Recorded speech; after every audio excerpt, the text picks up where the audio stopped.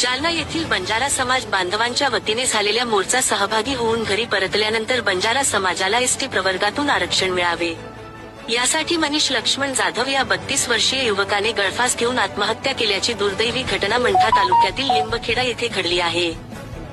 मनीष लक्ष्मण जाधव काल जेव्हा तिथं सभा पाहून त्याच्या म्हणजे शरीरामध्ये असं काय झालं असेल त्या जालन्यामध्ये की नंतर येऊन आम्हाला सर्व जे आमच्या आम्हाला येऊन बोलले की भाऊ म्हणे आपल्या समाजाला आरक्षण नाहीये का नाहीये सरकार असं काऊन करतोय असं वेगवेगळ्या गोष्टी बोलायला आणि मग तुम्ही आत्महत्या करतो आणि त्याचे हात जोडले। अरे म्हटलं आता पहिल्यांदा जालना जिल्हा मोर्चा झाला पूर्ण महाराष्ट्रामध्ये मोर्चा होणार आहे, तुम्ही असं काही करू नका कारण की हे केल्यावर हे करून घरी येऊन इथं असं झालं की आम्हाला मॅसेज झाली की आपण असं झालं पाहू म्हणून इथच्या सरकारला आणि तहसीलदार साहेबांना विनंती आहे की हा जो मुलगा शहीद झाला आहे त्यांच्या घरांना 20 लाख रुपयाची